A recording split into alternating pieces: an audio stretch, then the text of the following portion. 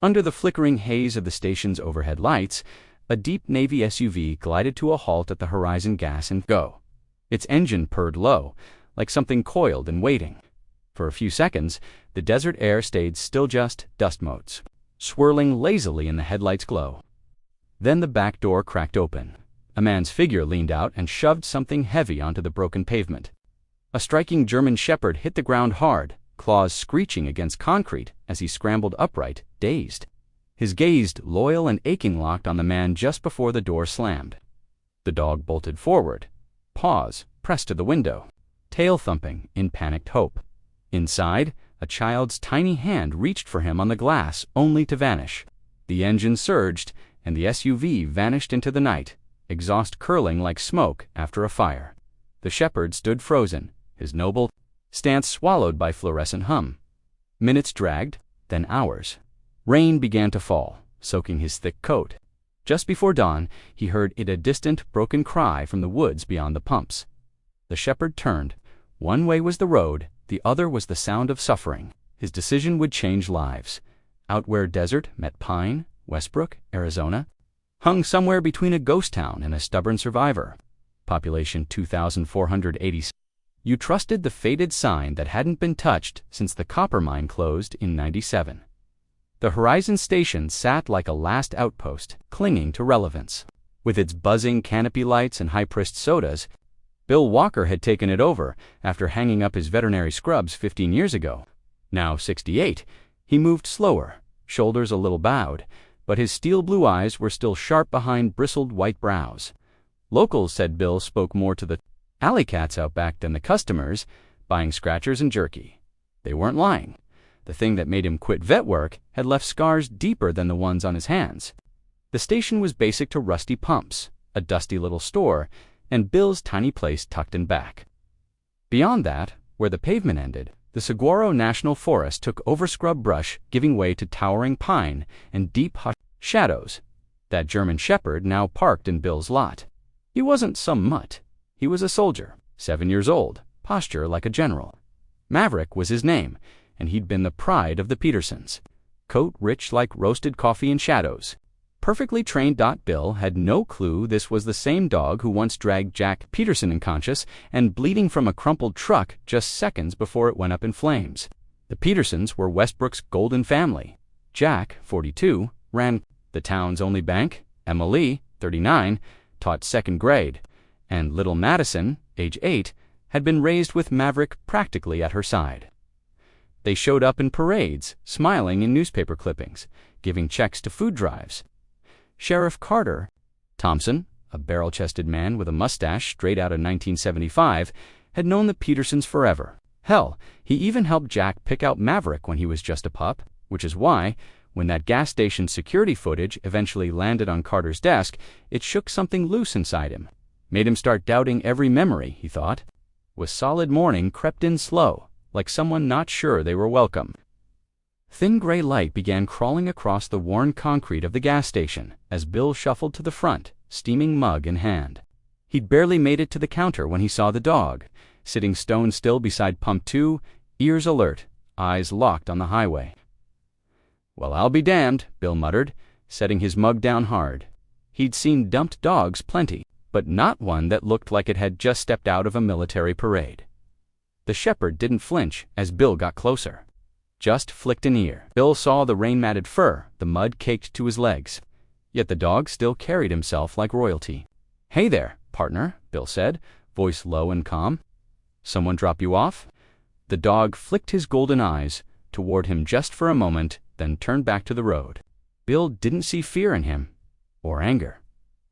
What he saw was waiting, not the lost kind, the loyal kind. Inside, Bill fetched a plastic bowl and filled it with water, found a half-eaten turkey sandwich in the fridge, and placed both beside the shepherd. The dog looked, but didn't move. "Suit yourself," Bill mumbled, heading back in. That morning, the shepherd didn't budge. Customers came, some noticed. A few offered treats, or a pat on the head. He ignored them all, gently, politely. By noon, Bill had started watching the dog more than the register. That kind of commitment tugged at something old in him. For Maverick, memories kept flashing like fragments of a dream. Madison's little hands on his back as she read, Jack's scent in the truck, the ball games, the backyard. But strongest of all, the crash, the squeal of tires. Jack unconscious, gasoline puddling, Maverick dragging him free. For 7 loyal years he'd been theirs, until Madison's allergy tests, until the fights, until last night when Jack's hands shoved him out and Emily's crying face blurred behind the closing door. By afternoon, thunderheads were stacking up like bruises on the horizon. Bill stepped out again, eyeing the sky. "Hey, dog," he said, crouching a few feet away. "Storm's comin'. Got a storage room out back. Stays dry if you want it." But Maverick didn't move. Just watched the road. Bill sighed. "They ain't coming back, buddy. People who leave dogs like that, they never do." For the first time, the shepherd turned fully, and in that face, Bill saw something that nearly broke him. Not hope, not fear, something like grief, deep and still. Then Maverick turned back to the road. "Stubborn as my ex," Bill grumbled, trudging back inside. As night fell, the wind picked up, rattling the metal awning, dragging tumbleweeds across the lot. At 8, Bill locked up, but before heading to bed, he placed fresh water and a chunk of beef jerky near the dog. "You change your mind," he muttered. Back doors open. Then the rain came, soft at first, then hard, tapping the windows like fingers. Maverick didn't flinch. Though his belly ached with hunger, he stayed. They'd come back. They had to dot around midnight. When the rain had thickened into a steady roar, something shifted. A sound not from the highway, but behind the station, a thin whimper. He tilted his head, triangulating. There it was again, barely there but a cry. Young hurting, he stood, sore joints protesting, glanced once at the road, then turned. Training took over. Instinct buried hope. The forest behind the station was dense, wild. Rain slicked the pine, needles above, mud sucking at his paws below. He pushed forward. Low branches clawed his sides. The whimper grew clearer. He moved faster, around rocks, through brush. Thunder cracked. Lightning lit up twisted trees. After nearly a mile, Maverick reached a clearing. There, under a half-fallen log, lay a tiny Labrador puppy, no more than 8 weeks old, soaked, shaking, ribs visible. Maverick approached slow. The pup looked up, eyes cloudy, too weak to run. It tried to growl a pitiful squeak. Maverick laid beside it, curling around the trembling body. The pup squirmed, then melted into the warmth. Maverick began to clean the mud from its fur, using his tongue to rub life into cold limbs. The storm raged on. Maverick didn't budge. When water pooled, he lifted the pup gently in his jaws and moved them to higher ground. When coyotes howled, he growled low and hard, a warning from something wild and unwavering. The puppy he already started thinking of her as hope slept fitfully against his ribs. As dawn broke, trees dripping with stormwater, Maverick faced a choice. Go back to the gas station in case his family returned, or get this pup to safety. He stood slowly. Hope whimpered. He looked once toward the road, then gently picked her up by the scruff. Behind them, tucked in the mud, forgotten, lay a pink collar, a tag Hope someone had taken it off before leaving her here. The way back was worse, slippery, cold. Maverick's legs burned with each step, but he gripped Hope carefully, didn't jostle, didn't stop. Trees blurred past. Every footstep felt heavier than the last. Mud grabbed at his feet. Branches slapped his face. His old patrol training once used for checking fence lines with Jack Hickton. Every sound meant something. Water, birds, and the troubling silence. Of the bundle in his mouth, halfway back, he froze. Coyotes again, he sniffed. 3 of them. Close. He tucked Hope into a dip between roots. Positioned himself over her. Her breathing was faint. 3 lanky coyotes slunk out, eyes sharp with hunger. The alpha scar-faced bared his teeth. Maverick rose. He looked bigger than he was, muscles tight, teeth ready. His growl was low thunder. They circled. One lunged. Maverick snapped back, a blur of teeth. They hesitated, weighed risk, then turned. One by one, gone. Only when their scent faded did he let down his guard. He picked Hope up and pressed on. By then, Bill was pacing. The shepherd was gone, disappeared at dawn. By mid-morning, Bill couldn't sit still. Damn it, dog, he muttered, went looking for ghosts. He grabbed a flashlight, shrugged into his old jacket.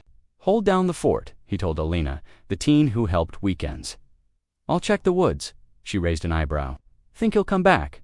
Don't know, Bill said, but I'm not letting him vanish alone. The woods behind the station always felt like stepping into another world. He moved slow, calling out now and then, half expecting silence. Then movement, a flash of tan and black. Maverick.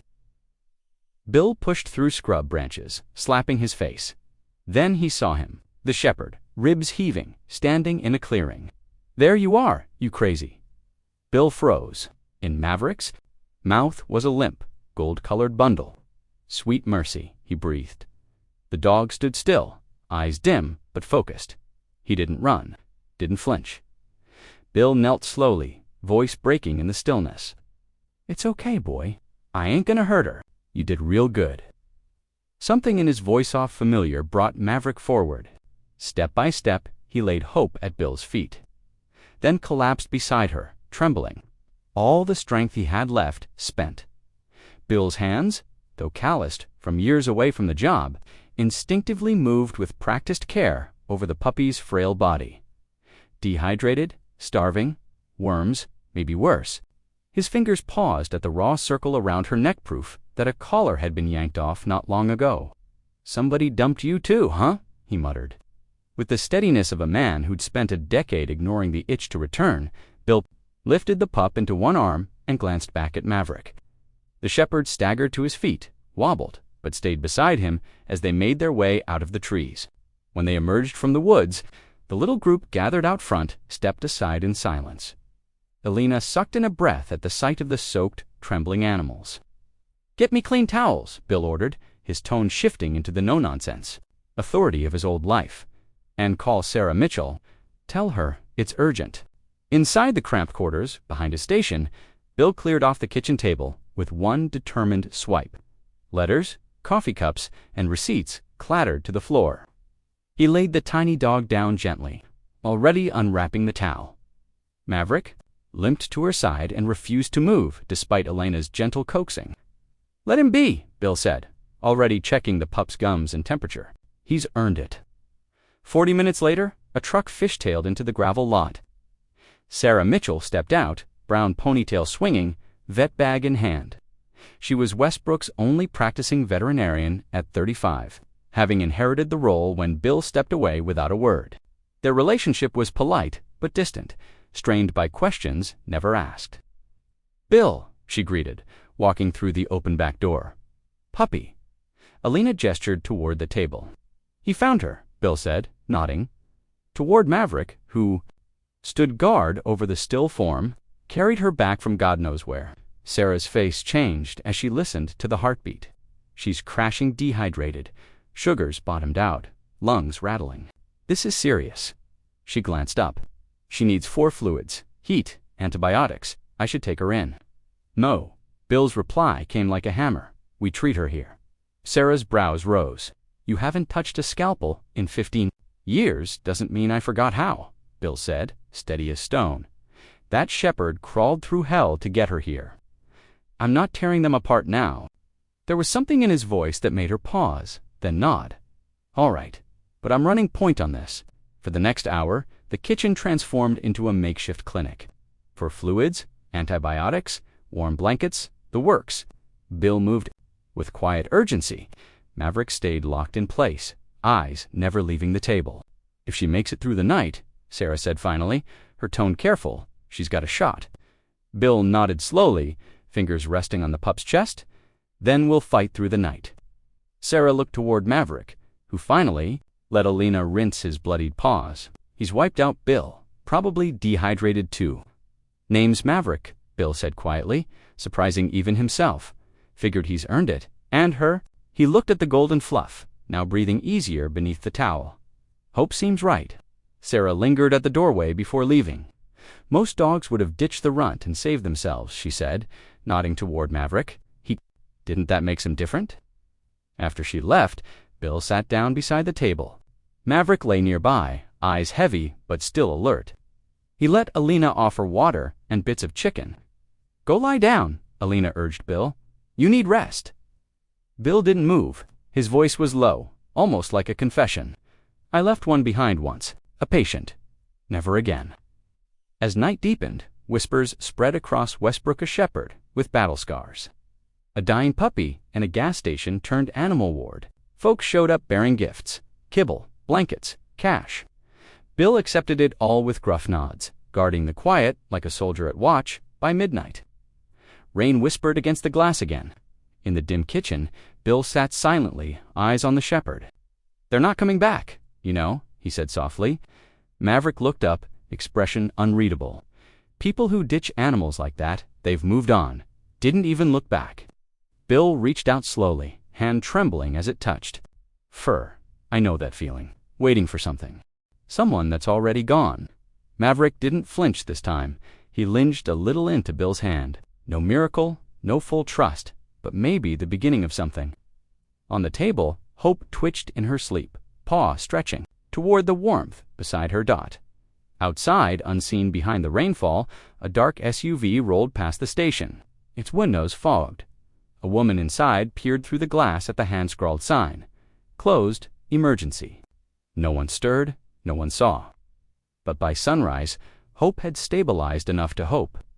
Bill had drifted in and out of sleep, waking every hour to check vitals with automatic precision. Maverick never left her side, venturing out only briefly before returning, his eyes scanning the room like a soldier standing post. Sarah arrived just after dawn, loaded with fresh supplies. "She's holding steady," she confirmed after checking vitals. "Temp's normal, hydration's up." She even took a few sips of water on her own. "You still got it," she added, almost teasing. Bill just grunted, but there was something behind his eyes. Maybe pride, maybe relief. "She started drinking on her own around 4, he said, rubbing his temple. Didn't want to get too hopeful. Sarah knelt beside Maverick, who let her examine him without fuss. Pads are cut up, a little dry, but otherwise she looked up. "He's a tank," "Yeah," Bill said, "tougher than he looks." Alina showed up to open the store and peeked in. "Sheriff Thompson's coming by," she announced. "Wants to know about the dogs." Bill nodded. Around here, animal neglect wasn't common, but when it happened, it hit deep. "I posted about it on the station's Facebook," Alina added, half asking. "Is that all right?" "Too late now," Bill muttered. Donations kept coming: blankets, dog food, old toys, even envelopes with cash labeled Maverick and Hope Medical Fund. The kitchen buzzed with quiet activity. Hope was now strong enough to lap warm broth from a shallow bowl. Maverick watched, occasionally licking her messy face like a tired parent. "Ain't never seen nothing like it," said Frank Miller, a Vietnam vet who'd brought a hand-carved dog bed. "That shepherd's got more heart than most people I know." Bill just nodded. He was thinking the same thing. By early afternoon, the sheriff's cruiser rolled in. Carter Thompson was a fixture in Westbrook, with his dusty Stetson and long mustache. "Quite a fuss you kicked up," he said, stepping inside. "Wasn't me," Bill replied, motioning to Maverick. "It was him." Carter knelt beside the shepherd, purebred, smart. "Someone paid real money for you, huh? And then left him to rot," Bill growled. Carter's face darkened. "I ran your outside cam footage," he said, voice dropping. "Got a partial plate on a dark blue Navigator? Looks like a Peterson vehicle?" The name hit hard. Jack Peterson, bank manager. Emily Peterson, second-grade teacher, Westbrook, royalty. "I know them well," Carter added, shame flickering in his voice. "I helped Jack get this dog. Told him about the breeder. You tell him to throw it away when it got inconvenient." Bill snapped. Carter looked away. "There's more. The footage only shows Maverick getting dumped. Nothing about the puppy. Where'd she come from?" Bill frowned. "You think they abandoned both?" "I don't know," Carter muttered. "I'll go by their place. Ask around." "You do that?" Bill said, already turning back to his work. As Carter left, Bill's phone rang. Eleanor Jenkins, local journalist, retired teacher, tenacious as ever. "Bill Walker," she snapped. "About. Nice to hear your voice, Eleanor," he said dryly. "Don't dodge me, I need that story." She arrived 20 minutes later, camera and notepad in hand. Reluctantly, Bill told it. The woods, the rescue, the silent shepherd who wouldn't leave her side. "Can I get a picture?" she asked, already adjusting her lens. The photo that followed would become iconic: Maverick guarding Hope. her golden fur curled into his side. The definition of devotion. But needs a title. She tapped her pen. Abandoned dog saves puppy. To tame. Gas station ghost dog, Alina called from the kitchen. Family dumps dog. What he did next shocked everyone, she added.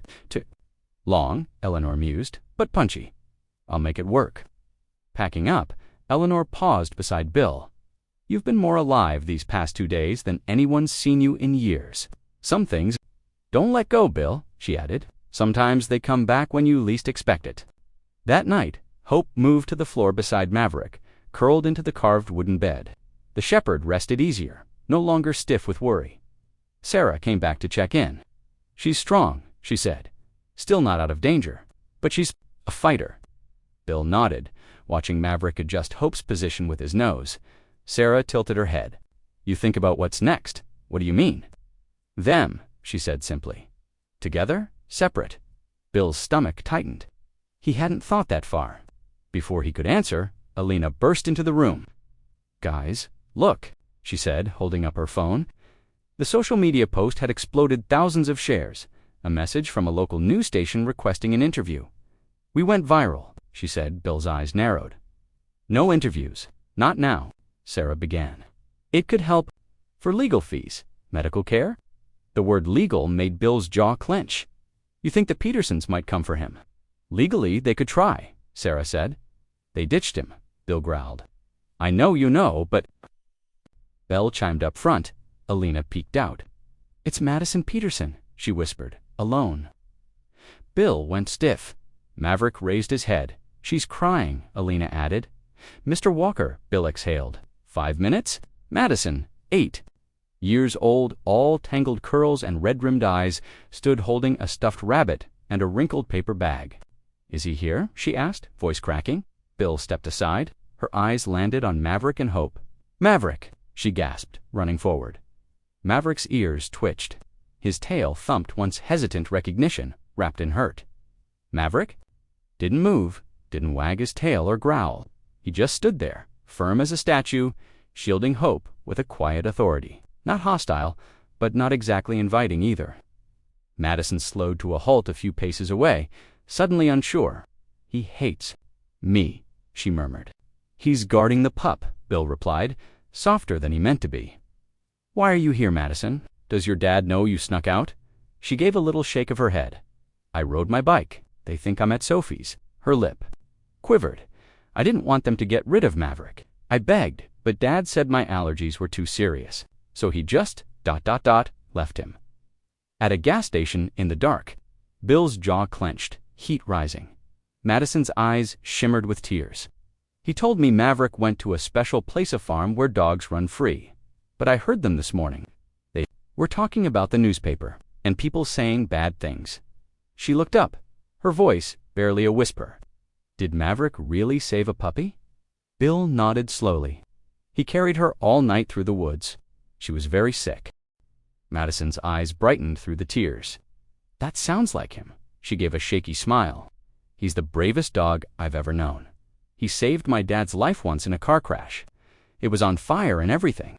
Maverick dragged him out just in time. She took a careful step forward. Can I pet him? She asked. Please. Bill looked over at Maverick, who was watching closely. That's his call. Walk slow. Let him come to you.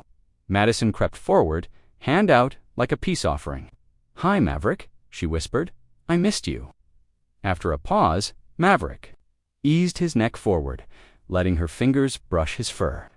Her tears spilled over as she gently stroked his head, her voice catching.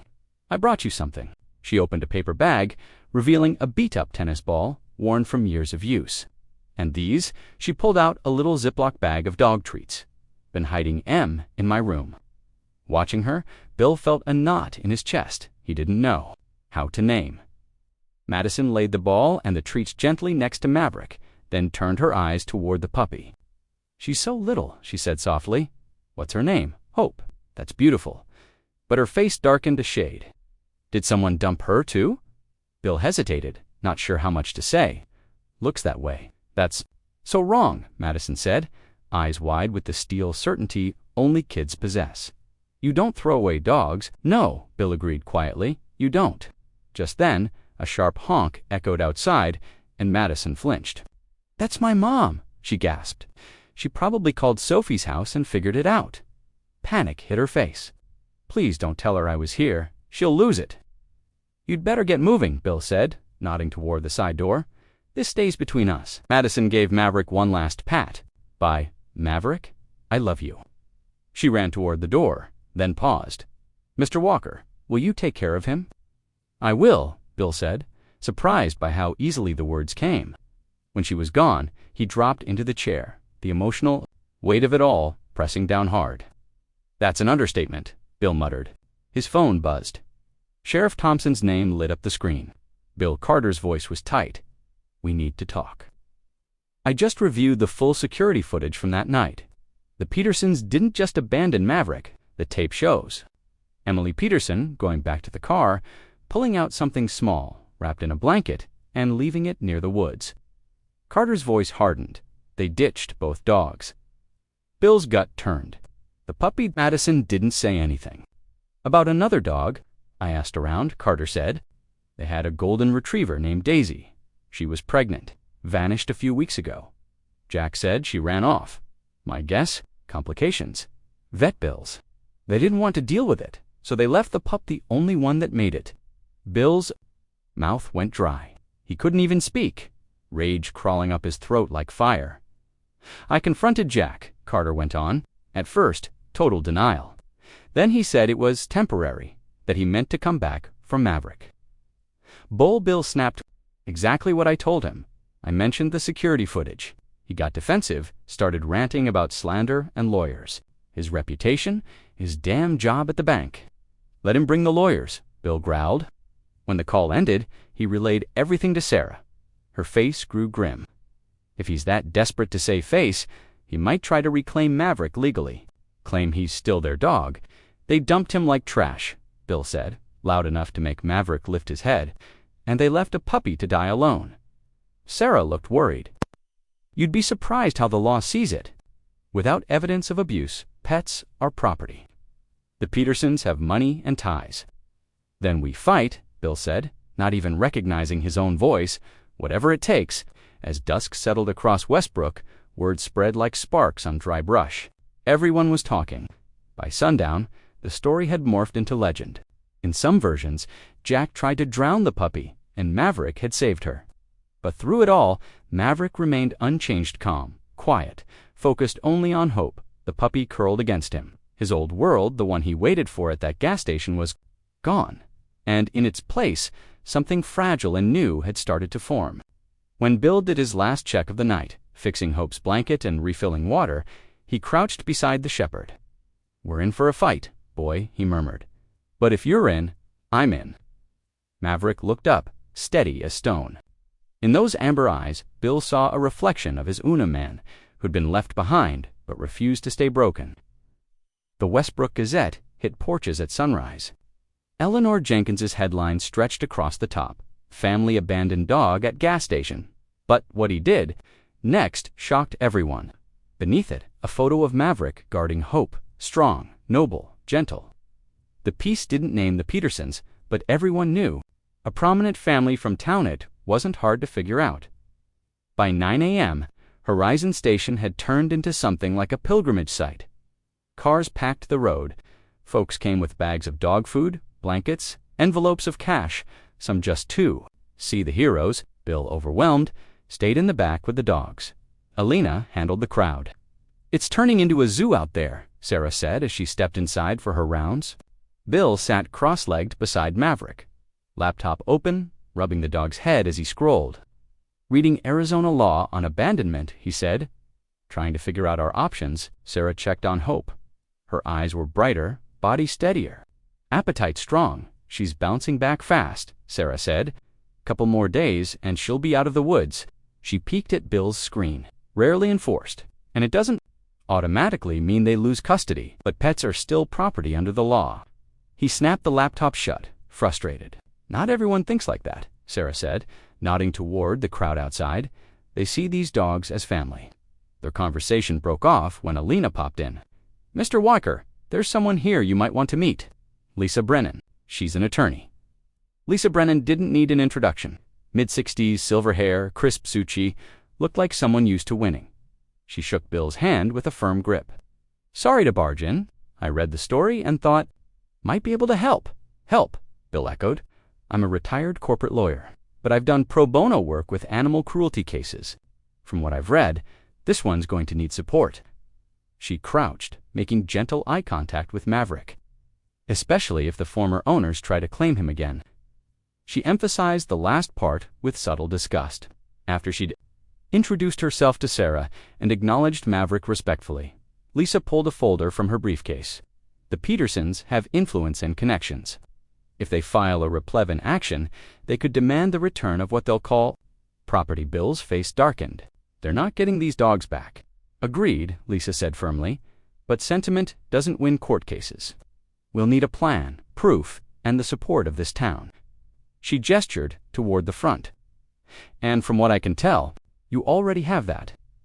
Just then, Sheriff Thompson's voice barked from outside, followed by a rising commotion. A moment later, Carter stepped in, face tense. We've got a problem.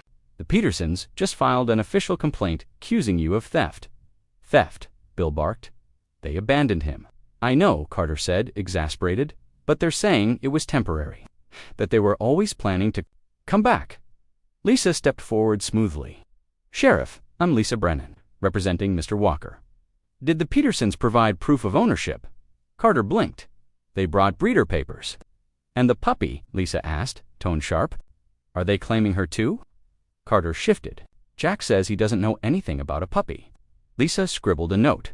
So he denies knowledge, despite the video showing otherwise. Carter winced. I can't say officially. Naturally, Lisa said, her smile all edge.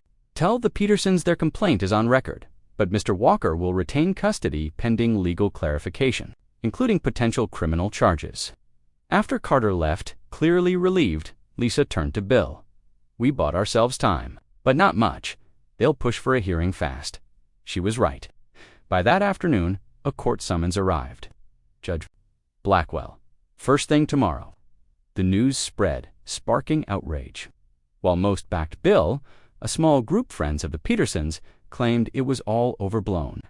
A simple misunderstanding, the mayor told a news crew. The Petersons have done so much for this town. Let's hear their side. That statement didn't go over well. By nightfall, people gathered outside Horizon Station with signs and candles. Justice for Maverick, dogs are family, not trash. Westbrook stands with hope. Frank Miller handed out coffee and cookies from a folding table. Some things are worth standing up for, he told anyone who'd listen, even if it's just a dog. Inside, Bill, Sarah, and Lisa poured over footage again. The video was strong, Jack shoving Maverick out, Emily placing a bundle near the woods. It's powerful, Lisa said, but without hard proof, that bundle is hope. Sarah frowned. What if we get a DNA test? If hope came from Daisy, that ties them.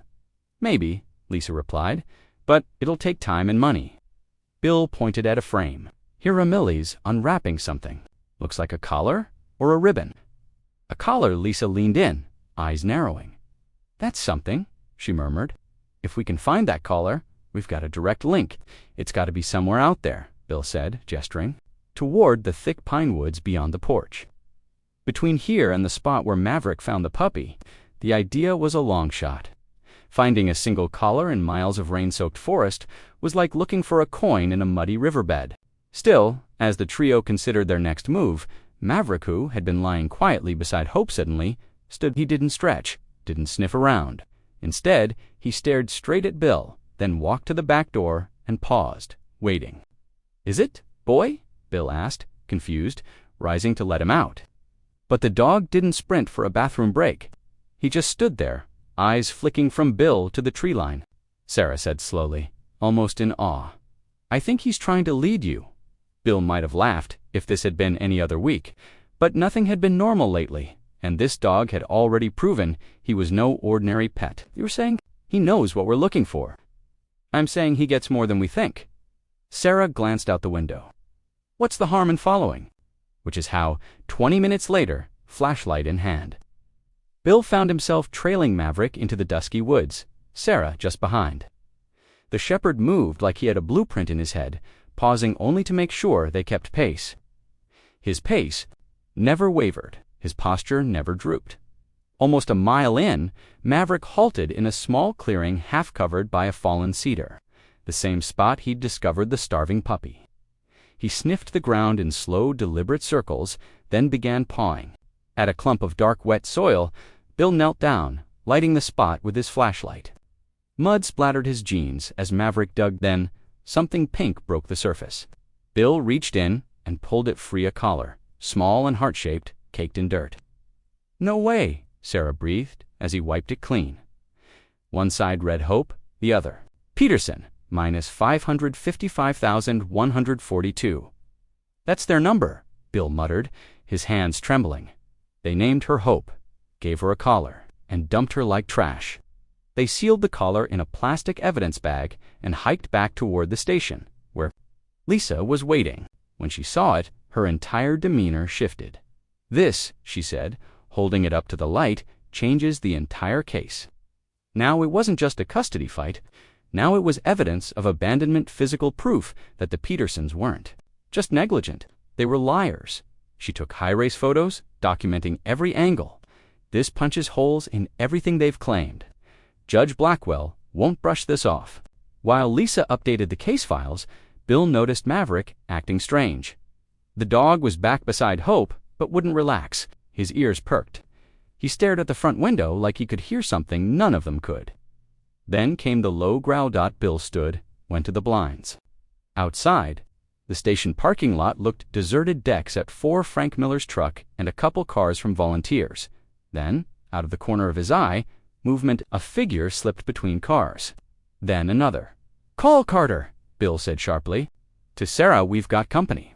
Before she could dial, a loud crack shook the building. The back door burst open. 2 masked men charged inside. One held a stun gun. The other had a pet carrier, grabbed the dog, barked, the taller one. Bill stepped between them and Maverick. "He's not going anywhere." "Move, old man." The short one lifted the taser. What happened next unfolded so fast, no 2 witnesses would describe it the same. Maverick launched himself at the man with the stun gun, knocking him sideways.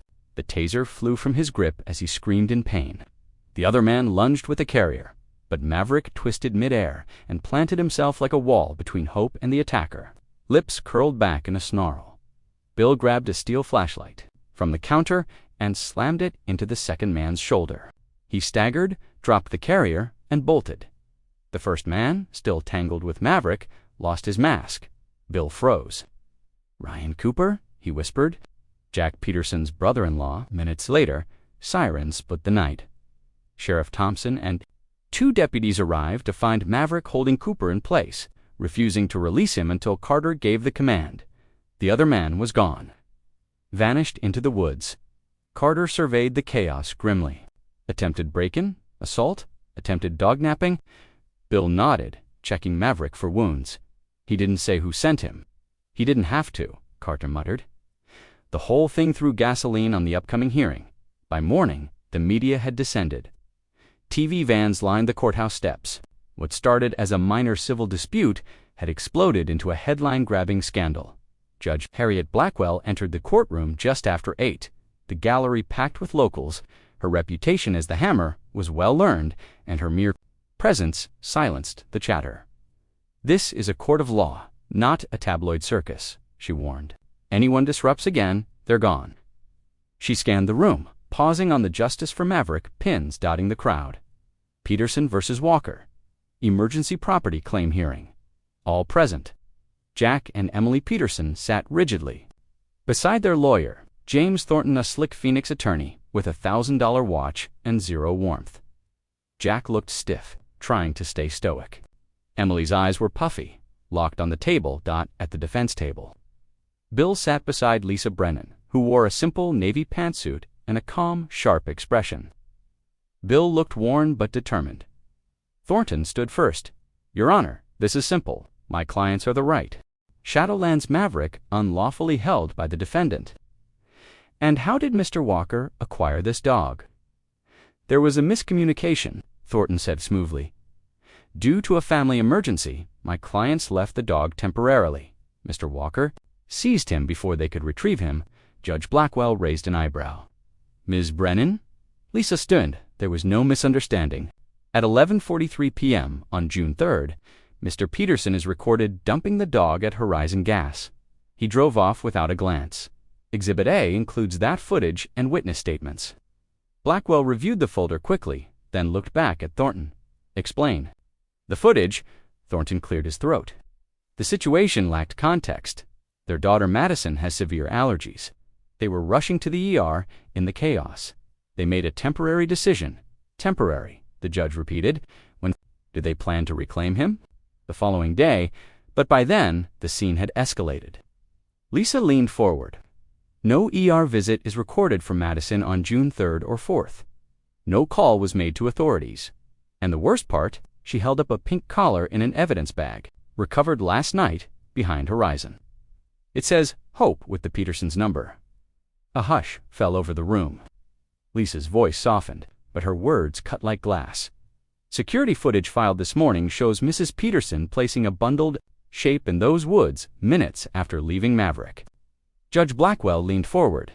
That bundle, Lisa continued, was an 8-week-old puppy, severely malnourished. Maverick found her, carried her back. He saved her. The room gasped. Emily sobbed. Jack looked ready to bolt. Lisa didn't flinch. We now know Hope was Daisy's puppy. Who's Daisy? The judge asked. Lisa didn't answer. Instead, she nodded toward the doors. Sheriff Thompson entered with Madison Peterson, clutching a stuffed rabbit. Objection, Thornton shouted. They can't use her without consent.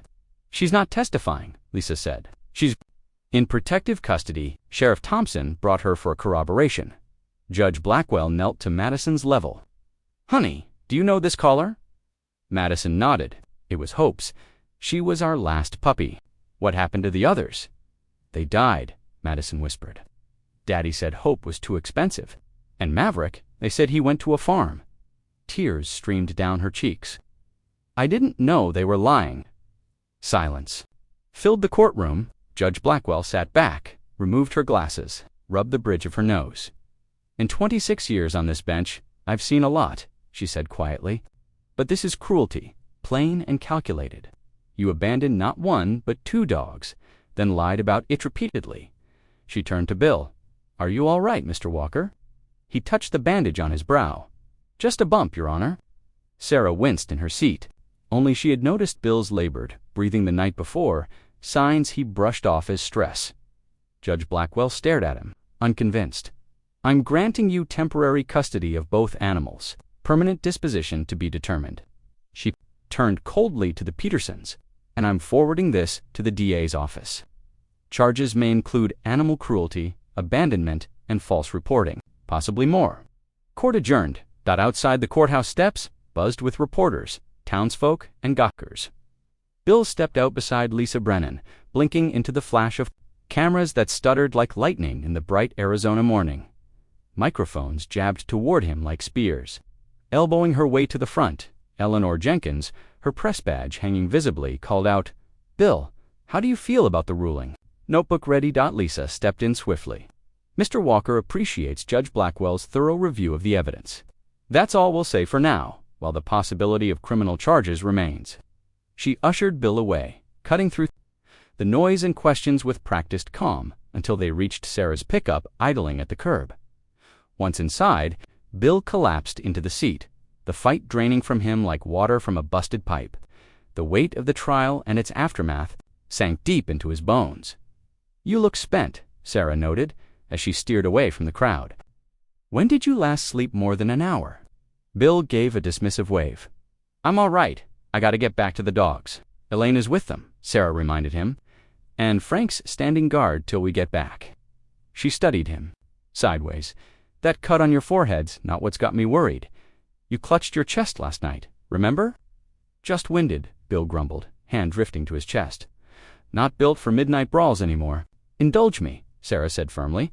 Let's swing by the clinic. Quick EKG vitals, 20 minutes. He started to push back, but a sharp jab beneath his ribs stole the fight. Fine, but right after, I'm going straight to the station. Sarah's clinic stood just off Westbrook's main strips, functional, with a hand-painted sign that read, Desert Paws, Veterinary Services. She'd cleared her morning schedule to support Bill at court, and now ushered him into exam room 2 with a brisk, professional tone. I'll grab the EKG, she said, the shift from friend to clinician.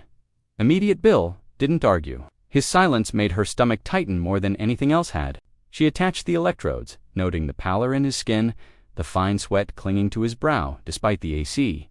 Any pain, tightness, trouble breathing, she asked. Eyes on the monitor, he hesitated. Some pressure. Started during that scuffle. It comes and goes. She kept her face unreadable, but he knew that look, had seen it too many times in others. It's that bad. She didn't flinch. Saint elevation in multiple leads, she confirmed, already reaching for her phone. Bill, you're having a heart attack. Not the worst kind, but it's serious. I'm calling an ambulance. No hospital, he rasped, pushing up on one elbow. The dogs are covered, Sarah snapped. You need a cath lab, possibly a stent. This isn't a negotiation. 20 minutes later, Bill lay in the back of an ambulance speeding toward Tucson. Paramedics worked with quiet urgency, slipping 4 lines into his arm, stabilizing his vitals. An oxygen mask descended. As his vision blurred, his thoughts drifted to Maverick standing watch by Hope's side, always loyal. It was oddly comforting, that image, as the dark closed in. News moved through Westbrook like wildfire. By afternoon, Horizon Station had turned into command central.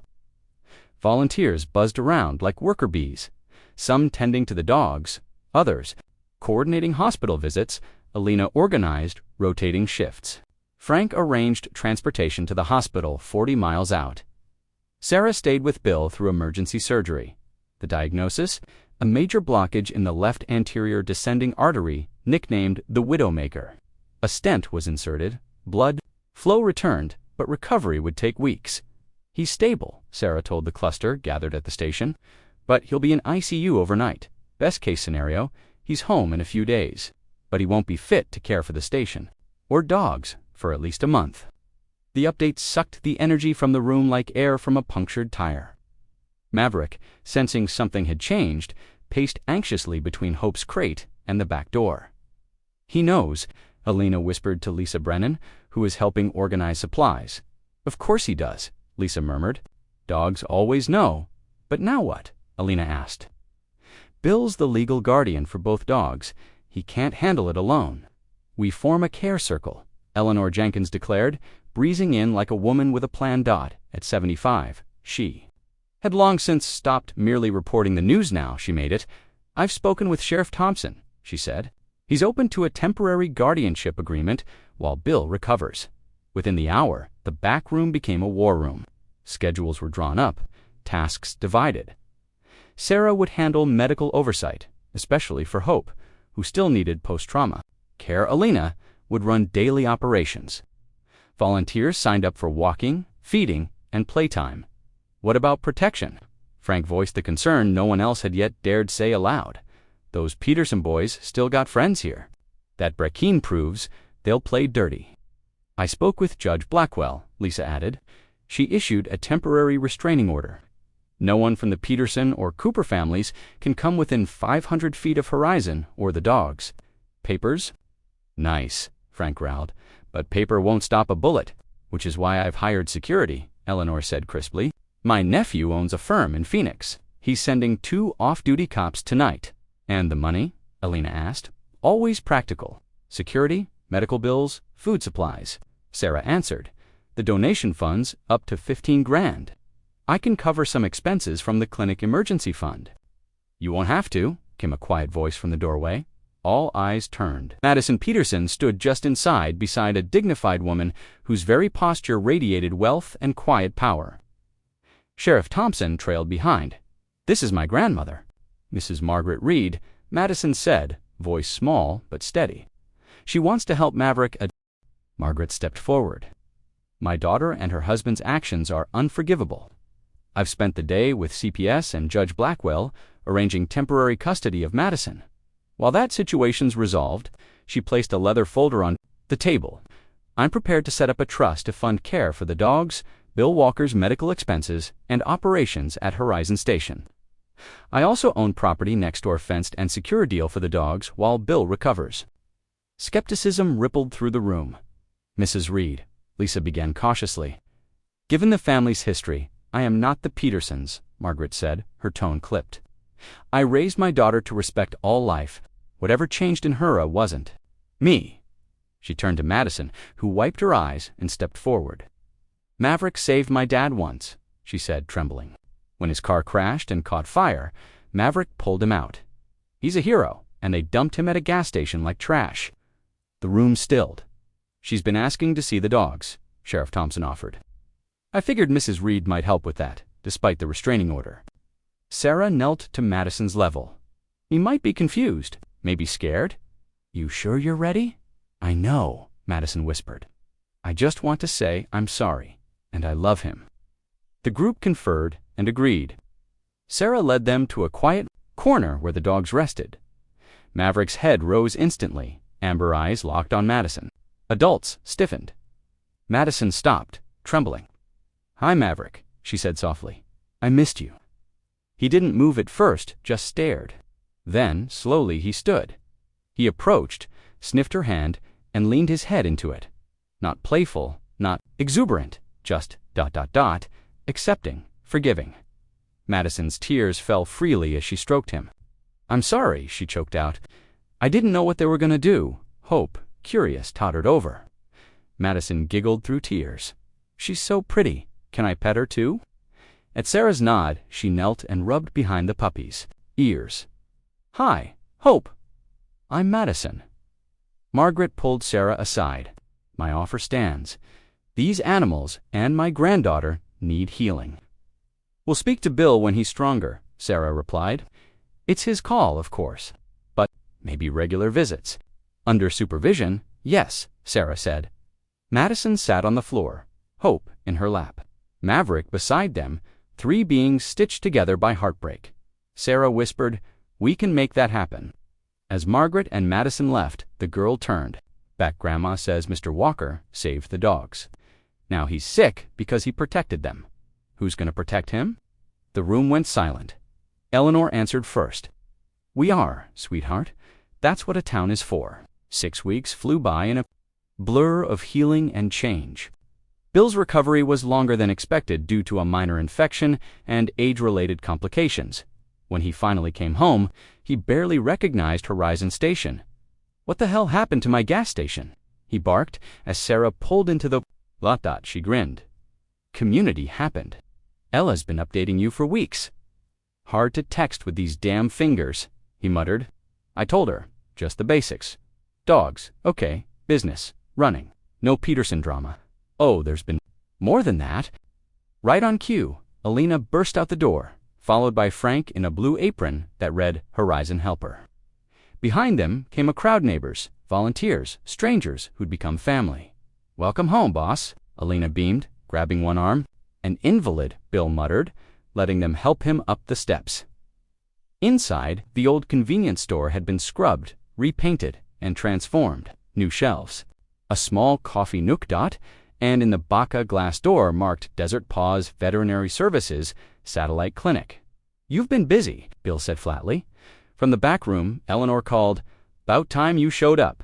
Some of us thought you were dodging the grand reopening." Before he could reply, a familiar bark rang out. Seconds later, Maverick came charging through the door, and for the first time in months, Bill smiled. The shepherd barreled forward, muscles taut with anticipation. He halted just feet from Bill, planting himself in a perfect sit, his golden eyes scanning the older man's face with such fierce focus it nearly undid him. "Hey there, boy," Bill murmured, his voice thick as he reached out a steady hand. The dog Maverick leaned in without hesitation, nuzzling his muzzle into Bill's palm with a kind of reverence that hit Bill like a punch to the chest, more powerful than he expected. "He's been waiting for you," Sarah whispered behind him. "Every single day he runs to the door when a car pulls up." As if understanding, Maverick gave a soft, longing whimper. Another figure appeared, Hope. No longer the frail pup Bill had last seen, but a vibrant young dog with a polished coat and eager eyes. She bounded forward, weaving around Bill's legs in a clumsy, joyous dance. "Well, look at you," Bill said, carefully kneeling to greet them both. "You've grown up. And both of you, you look amazing." "They've been in the best hands," said a warm, articulate voice from the threshold. Bill turned to see Margaret Reed observing with composed delight, though they'd only exchanged polite hellos during his recovery. This was his first real chance to read her. She carried herself with clarity and quiet strength, like someone who never backed down from storms. "Mrs. Reed," he said with effort as he stood, Maverick steadying him with a lean into his thigh. "I'm told I owe you a great deal."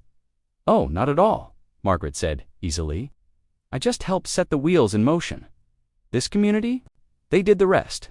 She gestured toward the transformed property. "I had a hand in the remodel. Yes, but the idea to add the clinic, that was Sarah." Margaret made sure the permits flew through, Eleanor added, grinning. "Turns out being on 5 nonprofit boards gives you pull." Bill didn't smile. His eyes swept across the unfamiliar setup. "A lot of choices were made while I was flat on my back."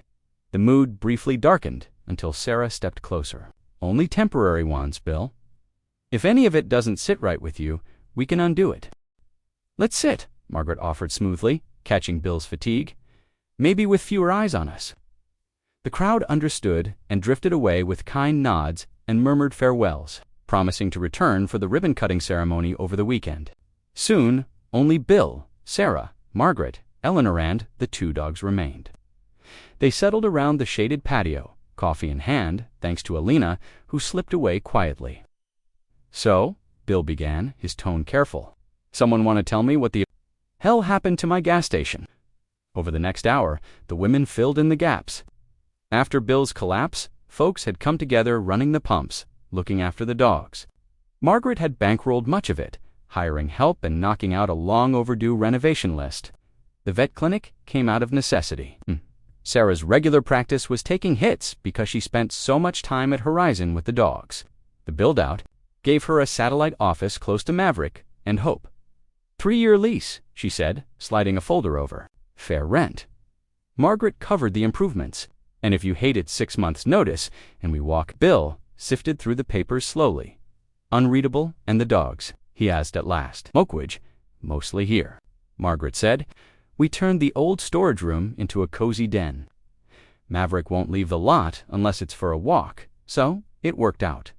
She paused. "Madison visits 3 days a week. I supervise. It's court-approved, structured. Helps her and the dogs." Her gaze lingered on Bill, especially Maverick. He's learning to trust again. At the sound of his name, the shepherd lifted his head from Bill's boot, ears twitching. Bill scratched him behind the ear, lost in thought. "And what about the Petersons?" he asked finally. Eleanor's mouth tightened. Jack's being charged. Animal abuse, lying to authorities, conspiracy during the break-in. Ryan flipped. Sarah added, "Cut a deal." Threw Jack under the bus. "Emily filed for divorce," Margaret said quietly. Her expression faltered. "She's in treatment now. They're saying coercive abuse, that she wasn't really in control." She looked down. "Madison's staying with me indefinitely. She's doing better now. She's got a rhythm again. A little peace." Bill exhaled slowly, letting the words sink in. 6 weeks, he muttered. "Feels like 6 years. Or maybe 6 seconds. I can't tell. Is it too much?" Sarah asked gently. Bill looked around the crisp signage, the well-kept grounds, the dogs curled up on their bed like they finally belonged. Maverick and Hope, thriving. "Safe. I had dreams for this place," Bill said, his voice low. 15 years ago, I thought I'd add a diner, fix it up proper. Life got in the way." He gestured toward the modernized layout. "Funny what it takes to shake a man loose." "So, you're okay with it?" Eleanor asked, ever the journalist, wanting it in black and white. Bill cracked a rare smile. "I ain't mad. My business is finally running smooth. Or that I've got tenants with purpose. Or that these two have a real future." He chuckled. "Cranky, maybe, but I ain't dumb." The tension lifted. Sarah reached for his hand. Eleanor scribbled notes, her brain already drafting the next Gazette headline. "There's one more thing," Margaret said, pulling a formal envelope from her purse. "The DA filed for permanent custody termination on the Petersons. Judge Blackwell's ready to award you full guardianship, if that's what you want. Bill took the envelope with both hands, the weight of it settling deep in his chest. Big responsibility for a guy whose heart almost quit on him. "You're not carrying it alone," Sarah said softly. "Not anymore," as if echoing her words. Maverick rose and nudged Bill's leg again, warm and present. Hope followed, laying down with a huff beside him. Bill gazed into Maverick's amber eyes, the same eyes that scanned the road every night, that somehow led rescuers to a dying pup that faced danger and never blinked. "Someone dumped this dog at my station," Bill said, still petting him, and somehow he saved more than just himself. He looked at the women around him, Sarah Eleanor. Margaret Teach won a piece of the strange miracle that followed. "I think he saved me too," Bill added, barely above a whisper. "Made me remember things I'd pushed away, who I used to be, what I used to believe in." His gaze drifted toward the glass doors, bearing the new logo, Desert Paws. "Maybe it's time to believe in something again." He signed the documents with a firm hand. Maverick and Hope were his now, legally, completely, and with the final stroke of his pen. Something inside him settled, not in fear, not in fatigue, but in belonging. For the first time in years, the pieces clicked. The Arizona sun dropped behind the mountains, casting warm, golden light over the station. It didn't feel like closure. It felt like a doorway, like a brand new chapter. Sometimes blessings don't shout, they whisper. Some of us, like Bill Walker, bury our dreams. Beneath the rubble of disappointment and routine, we think we're too old, too broken, too late. So we hunker down, stop hoping, and call it realism. But life has a way of kicking down doors we thought were locked forever. For Bill, it came in the form of a forgotten shepherd with an iron heart, and a loyalty that refused to break. Maverick reminded him, Andus, that it's never too late to matter again. His story speaks to the wounded, the weary, the people who wonder if the world still has a place for them. It does, and sometimes the ones who save us don't say a word. They just sit beside us when everything else has fallen away. And in that silence, something sacred grows. A second chance.